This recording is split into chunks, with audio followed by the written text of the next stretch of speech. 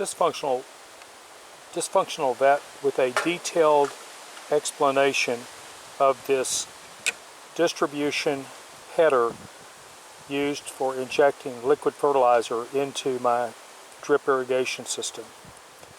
In normal operation, this valve and this valve would be closed. This valve right here would be open. This would allow water flowing through here to continue on out to my drip irrigation. In the off event that I wanted fertilizer to be put into this drip irrigation, I would open this valve and this valve, and I would close this valve. The water now comes in through here, it travels up, comes across, goes down here, goes through a water meter so I can actually measure how much water I'm using.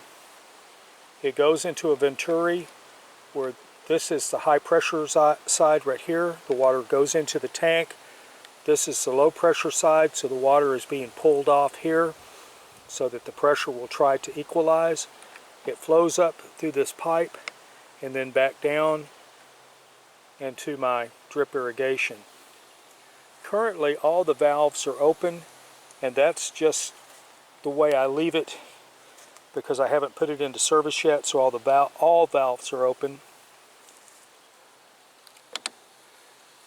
But if I wanted to take it out of service, I would open this valve, close this valve, close this valve, and then it would stop siphoning fertilizer and life would be good. Because this is white, it will grow algae inside of it. It will probably grow algae on this side, and it will probably grow algae on this side. One way to deal with that is to put an algicide in it.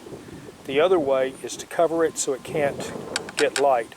You could spray paint it, you could put it inside a box, any number of different things. The paper that comes with this tank is extremely detailed as far as how many gallons will be flowing based on the color of the orifice, because there's some multicolored orifices.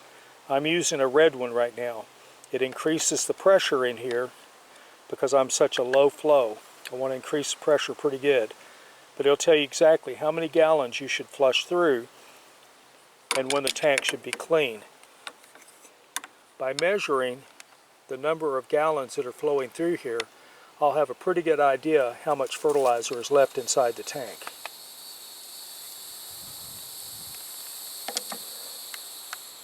The ball valves, the tank,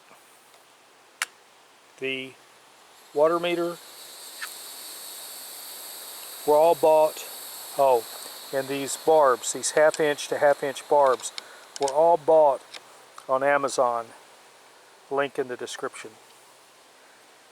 If you're interested in the measurements for everything, each one of these on the top up here, with the exception of this one, is 4 inches to, corrections, 4.5 inches, the PVC.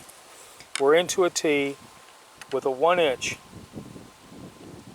PVC that's gluing these pieces together. It's strongly recommended that you thread this piece to that first. I had 2 of them that these were cross-threaded and I couldn't fix them, and so I couldn't thread them on. That's why this has been patched. The other thing, if you look, I have a union here, and then I have unions across this, and I have unions across here. I can completely disassemble this thing, take it completely apart for winter and or cleaning as necessary, to include replacing these ball valves should that ever become necessary.